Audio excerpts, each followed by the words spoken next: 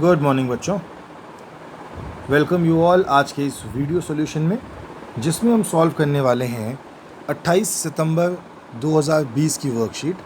28 सितंबर, बिल्कुल आपने सही देखा, ये वर्कशीट नंबर 37 है और आज हम सॉल्व करेंगे हीरोन्स फार्मूला। जैसे कि पिछली वर्कशीट में आपने देखा था कि पिछली वर्कशीट में हमने ट्राइंगल्स का एरिया कैलकुलेट किया था और उसमें हमने ये सीखा था कि वो ट्राइंगल जिसके अंदर तीनों साइडें अलग अलग होती हैं, अलग अलग डायमेंशंस की होती हैं, अलग अलग मेजरमेंट की होती हैं, उसको सॉल्व करने का बेस्ट तरीका क्या होता है कि आप उसमें ट्राइंगल में हीरोन्स फार्मूला लगाइए। इस हीरोन्स फार्मूला के बारे में पिछली क्लास में ही बता दिया गया था कि वो हीरोन्स फार्मूला होता है। तो वो कहता है कि childrens you know that to calculate area of triangle we use the formula area of triangle is equals to half into base into height. अगर एक नॉर्मल ट्राइंगल का एरिया निकालना हो तो आप फार्मूला लगाते हैं half into base into height. This formula cannot be used if height of the triangle cannot be calculated easily. अब इस फार्मूले को आप तभी यूज़ कर सकते हैं जब आपके पास ट्राइंगल की हाइट हो। जैसे आपके सामने डायग्राम बना है, इसमें ट्राइंगल की हाइट ये है। अब अगर आप ध्यान से देखें तो आपके पास ट्राइंगल की हाइट तो आपको दी ही नहीं हुई है। तो इस ट्राइंगल ABC का एरिया कैसे निकालेंगे? तो in such a situation if length of 3 sides of the triangle are known then we can calculate the area of triangle by using Heron's formula. तो अगर आपको तीनों साइड्स का लेंथ पता हो कि जो तीनों अलग अलग साइड्स हैं उनकी लेंथ क्या है, अगर उनकी लेंथ आपको पता हो तो आप उस लेंथ को यूज़ करके बहुत ही आसानी से आप सॉल्व कर सकते हैं और सॉल्यूशन करके आप जो ट्राइंगल है उस ट्राइंगल का एरिया आप कैलकुलेट कर सकते हो। उसमें कोई प्रॉब्लम नहीं आती। और वो जो तरीका होता है एरिया कैलकुलेट करने का, उस तरीके को ही हम कहते हैं हीरोन्स फार्मूला। हीरोन्स फार्मूला तब लगता है जब आपको ट्राइंगल के अंदर सिर्फ साइडें पता है और कुछ नहीं पता। जैसे, और हीरोन्स फार्मूला में फार्मूला लगता क्या है बता दूं मैं आपको। Suppose we want to find out area of triangle ABC। Here A, B and C denote length of 3 sides of triangle. First we will calculate the semi perimeter, यानी कि आधा पेरीमीटर, यानी कि A + B + C/2 निकालेंगे। और ABC बेटा इस triangle के तीनों साइड्स हैं। और हीरोन्स फार्मूला लगाएंगे। हीरोन्स फार्मूला होता है √S, S-A, S-B और S-C। तो ये हम लगाने के बाद हम इस ट्राइंगल का एरिया आराम से कैलकुलेट कर सकते हैं। एग्जाम्पल एक दे रखा है, let's find the area of triangle PQR with the help of this formula. तो ये ट्राइंगल PQR आपको दे रखा है। एक साइड 13 सेंटीमीटर की है, एक 14 की है और एक 15 की है। तो मैं एक को मान लेता हूँ A, इसको मानता हूँ B और इसको मान लेता हूँ C। फॉर्मूला लगेगा S = A + B + C/2। तीनों को ऐड किया यानी 42/2 यानी 21। तो ये हो गया √21, 21 - 13 यानी S-A।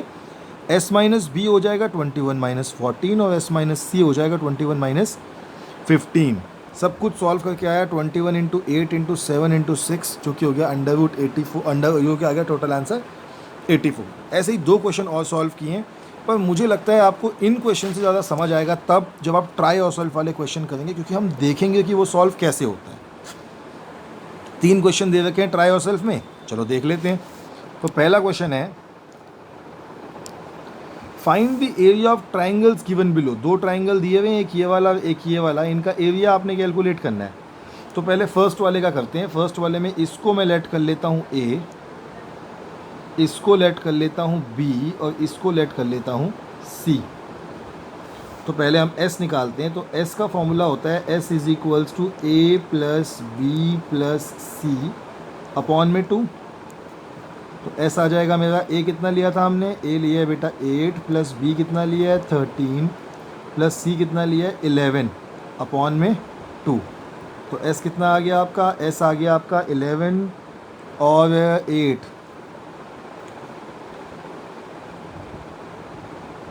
32 हो गया ये टोटल, /2 यानी कि 16।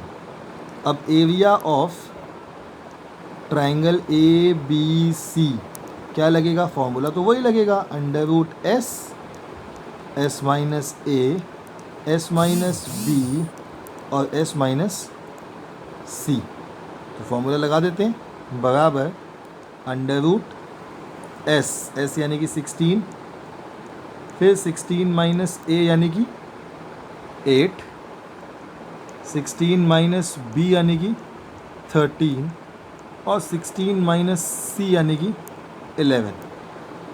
तो ये आ जाएगा आपका √16 इंटू 16 - 8 कितना होता है बेटा 8 इंटू 16 - 13 कितना होता है 3 इंटू 16 - 11 कितना होता है बेटा 5। अब ये √16 का फैक्टर बना दो, 16 के फैक्टर हो जाएंगे 2 इंटू 8, ऑलरेडी एक 8 है, इंटू 3 इंटू 5। 8 इसलिए बनाया क्योंकि 8 और 8 कॉमन आ जाएगा तो बाहर आ गया 8 इंटू 8 आ गया, एक 8 बाहर आ गया, अंदर क्या बचा 5 इंटू 3, 5 3 15 2 30। तो आपका आंसर कितना आ गया, आपका आंसर आ गया 8√30 सेंटीमीटर स्क्वायर। और अब आप में से कई लोग कहेंगे कि अंडर रूट वाले को सॉल्व कर दो सर, और अंडर रूट वाले को सॉल्व करके आंसर निकाल दो, तो अंडर रूट वाले को सॉल्व करके भी आंसर निकाल देते हैं, कोई दिक्कत नहीं है। अंडर रूट 30 की वैल्यू होती है बेटा 5.4, तो आप उसको जब मल्टीप्लाई करेंगे 8 से तो आपका आंसर आ जाएगा 43.81 सेंटीमीटर स्क्वायर। ये आपका फर्स्ट क्वेश्चन सॉल्व हो गया। सेकंड देखते हैं अब, मतलब सेकंड पार्ट देखते हैं। सेकंड पार्ट में हमको ऑलरेडी ए बी सी दे रखे हैं, देखो इसमें कन्फ्यूजन है ही नहीं, ए बी सी दे रखे हैं, हमने सीधा निकालना है एस। तो एस इज इक्वल्स टू ए कितना दे रखा है 120 120 प्लस बी कितना दे रखा है, बी दे रखा है आपको 80 प्लस सी दे रखा है आपको 50 अपॉन में 2। तो ये हो जाएगा S is equals to 120 plus 80 200 plus 50 250 upon में 2, यानी कि एस आ गया आपका सीधे सीधे 125। फार्मूला आपको पता ही है क्या होता है, फार्मूला होता है area of triangle A B C is equals to under root S minus A S minus B और एस माइनस सी। तो ये आ जाएगा आपका equal to under root S कितना है बेटा 125 125, पहला है 125 माइनस ए कितना था 120, और फिर 125 माइनस बी कितना था 80, और फिर है 125 माइनस सी कितना था 50। सॉल्व करते हैं फिर इसको, तो ये हो गया आपका इक्वल टू अंडर रूट 125 तो रहेगा ही रहेगा, मल्टीप्लाई 125 में से 20, अब इसको कलर चेंज कर लेगा पेन का ताकि आपको समझ में अच्छे से आए। 125 इंटू 20 कितना हो गया 5 इंटू 125 इंटू 80 कितना होता है 45 इंटू 125 माइनस 50 कितना होता है 75। अब इनके फैक्टर बना दो तब आपको अच्छे से समझ में आएगा। ये कर लिया मैंने 25 इंटू 5 125 इंटू 5 ऑलरेडी है, इंटू 45 को लिखता हूँ 3 3 ज़ा 9 और 9 5 ज़ा 45 इंटू 75 को लिख सकते हैं 25 इंटू 3। अब ध्यान से देखिए जो फैक्टर्स बनेंगे वो पेयर बना देता हूँ, ये 25 और ये 25 का एक पेयर बन गया इक्वल टू 25, 5 और 5 का एक पेयर बन गया इंटू 5, 3 और 3 का एक पेयर बन गया इंटू 3। क्या बचा अंदर, एक 5 बचा और एक 3 बचा, तो अंडर रूट 15 यहीं छोड़ दिया। ये कितना आ गया 25 into 5 is 125 into 3 is 375 under root 15 centimetre square. और अगर आप पॉइंट में कैलकुलेट करना चाहते हैं, अपने क्वेश्चन को और बड़ा करना चाहते हैं, तो अंडर रूट 15 की वैल्यू होती है 3.87, मल्टीप्लाई कर दीजिए 375 से, आपका आंसर आ जाएगा 1452.36 सेंटीमीटर स्क्वायर। और ये भी आ सकता है, दोनों ही आंसर आपके, दोनों में कोई गड़बड़ कोई गलती नहीं है। चलिए अब तीसरा क्वेश्चन देखते हैं, सेकंड भी आपके सामने हो गया सॉल्व। तीसरा क्वेश्चन और भी आसान है, वो कहता है find the area of triangle whose 2 sides are 8 and 11 and perimeter is 32। अब देखिए मैं कहता हूँ थर्ड साइड, तो थर्ड साइड क्या होगा, third side is equals to perimeter minus sum of 2 sides. तो हमारे पास आ गई बेटा पेरीमीटर है 32 माइनस दोनों साइड्स का सम कितना होगा 8 और 11 कितना हो गया 19, माइनस करोगे तो आ गया 13। तो ये आपकी थर्ड साइड है। 13। तो आपका ए हो गया आपका 8, बी हो गया आपका 11 और सी हो गया आपका 13। तो एस निकालते हैं हम। S is equals to A plus B plus C upon 2। तो एस हो जाएगा आपका सीधे सीधे अब देखो एस हम निकालते हैं ए प्लस बी प्लस सी करके, पर अगर ध्यान से देखा जाए तो क्वेश्चन में पेरीमीटर तो उसने ऑलरेडी दे ही रखा है। तो पेरीमीटर का हाफ सेमी पेरीमीटर कितना हो गया 32/2 यानी कि 16। तो सीधा फॉर्मूला लगाता हूँ, area is equals to under root S यानी कि 16, एस माइनस ए यानी 16 माइनस 8, एस माइनस बी यानी 16 माइनस 11 और एस माइनस सी यानी 16 माइनस 13। और सेम क्वेश्चन हमने अभी अभी सॉल्व किया है, सेम वैल्यूज़ वाला। फिर दोबारा कर लेते हैं, कोई बात नहीं। तो ये हो जाएगा अंडर रूट 16 माइनस 8 कितना होता है 8, 16 माइनस 11 कितना होता है 5 और 16 माइनस 13 कितना होता है 3। फैक्टर बना लेते हैं बेटा। तो 16 के फैक्टर हो गए 2 इंटू 8 इंटू ऑलरेडी एक 8 है इंटू 5 इंटू 3। तो बाहर सिर्फ 8 ही आएगा, 8 और अंदर क्या आ गया, अंदर आ गया 5 3 ज़ा 15 और 15 2 ज़ा 30। अभी अभी मैंने आपको 1 सेकंड पहले हमने जो क्वेश्चन सॉल्व किया, मतलब 1 सेकंड तो नहीं और 1 मिनट पहले जो क्वेश्चन सॉल्व किया उसमें आपको अंडर रूट 30 की वैल्यू मैंने बताई थी 5.4 और उसको मल्टीप्लाई करेंगे जब 8 से तो आपका आंसर आ जाएगा सीधे सीधे। या तो आप लिखेंगे 8 अंडर रूट 30 सेंटीमीटर स्क्वायर, और अगर आप अंडर रूट 830 की वैल्यू चाहते हैं तो आंसर आएगा 43.81 सेंटीमीटर स्क्वायर। दोनों ही आपके सामने, चेक कर लीजिए एक बार क्वेश्चन को।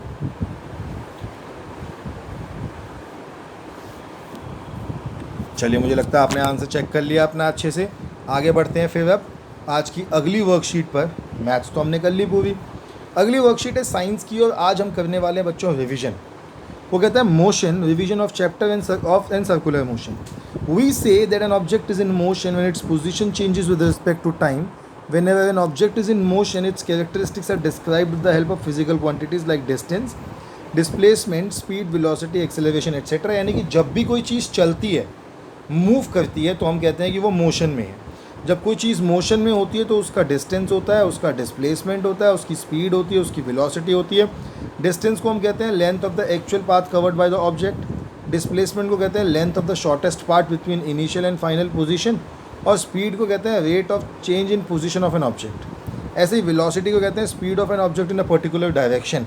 डिस्टेंस यानी कि एक्चुअली में कितना पाथ उसने ट्रैवल किया। डिस्प्लेसमेंट यानी कि जहाँ उसने ट्रैवल किया उस इनिशियल पॉइंट और फाइनल पॉइंट के बीच में सबसे छोटा डिस्टेंस, जो स्ट्रेट लाइन वाला डिस्टेंस है, वो कितना है। स्पीड का मतलब होता है कि बेटा कितने टाइम में कितना डिस्टेंस कवर किया, इसका ऐसा यूनिट होता है मीटर पर सेकेंड। और वेलोसिटी होती है स्पीड एक पर्टिकुलर डायरेक्शन में। जैसे अगर मैं कहता हूँ कि मैं सीधा चल रहा हूँ, मैं कहता हूँ मैं 5 किलोमीटर की स्पीड से चलता हूँ, तो वो स्पीड है। लेकिन अगर मैं कहूँ कि मैं 5 किलोमीटर की स्पीड से अपने स्कूल की तरफ चल रहा हूँ, तो वो वेलोसिटी है। ऐसे ही नीचे ग्राफ दे रखे हैं। तो पहला वाला जो ग्राफ है डिस्टेंस टाइम ग्राफ, जब सीधी लाइन होती है तो ये दिखाता है यूनिफॉर्म मोशन।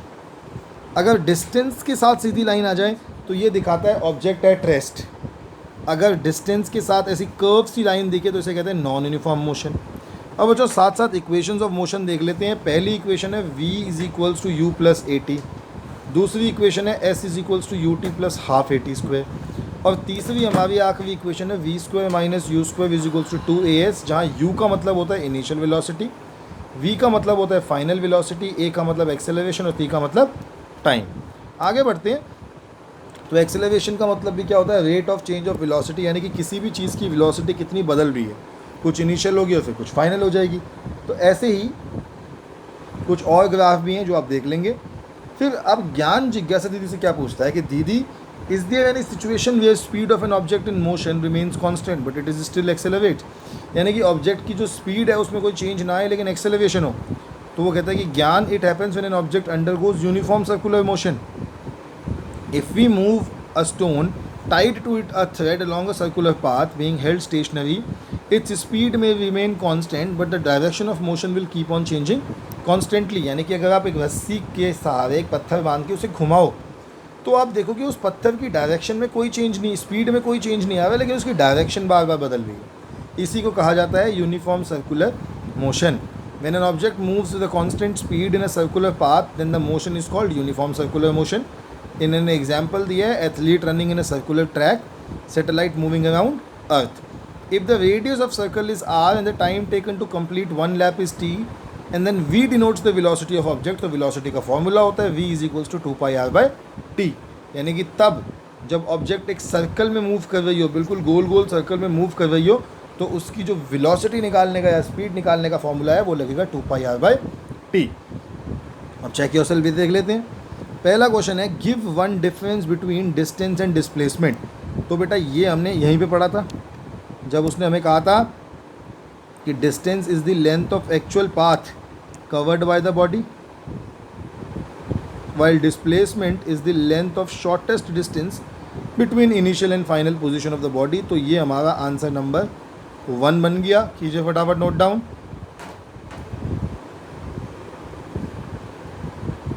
चलिए सेकंड क्वेश्चन देखते हैं। सेकंड है write down the 3 equations of motion. अब हमें इक्वेशंस ऑफ मोशन लिखनी है, यही फर्स्ट क्वेश्चन के बिल्कुल साथ साथ हमें सेकंड का आंसर भी मिल जाएगा। देखिए ये लिखी है आपकी 3 इक्वेशंस ऑफ मोशन एक अलग से बॉक्स के अंदर। ये आपका आंसर नंबर 2। थर्ड क्वेश्चन देखते हैं। Give 3 examples of uniform circular motion. तो यूँ 3 एग्जाम्पल देने हैं। देखिए 2 एग्जाम्पल तो यहाँ दे रखे हैं, थर्ड एग्जाम्पल इसी में लिख लीजिए फैन। एक दे रखा है athlete running on a circular track और सेकंड दे रखा है सैटेलाइट रिवॉल्विंग अराउंड अर्थ। तीसरा एग्जाम्पल हम लिख देंगे फैन। तो ये हमारे हो जाएंगे तीनों एग्जाम्पल। हमारा हो गया ये आंसर नंबर 3। कर लीजिए नोट डाउन फटाफट तीनों आंसर्स। फिर आगे बढ़ते हैं, फोर्थ क्वेश्चन को सॉल्व करके देखेंगे। फोर्थ क्वेश्चन सॉल्यूशन वाला है।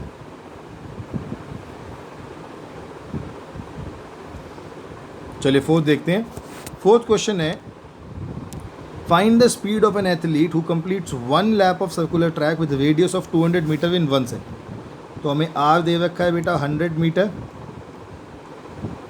और टाइम दे रखा है 1 मिनट। इसको भी सेकंड में कन्वर्ट कर देते हैं। तो 1 × 60 कितना हो जाएगा 60। वेलोसिटी का फॉर्मूला था v is equals to 2 pi r by t।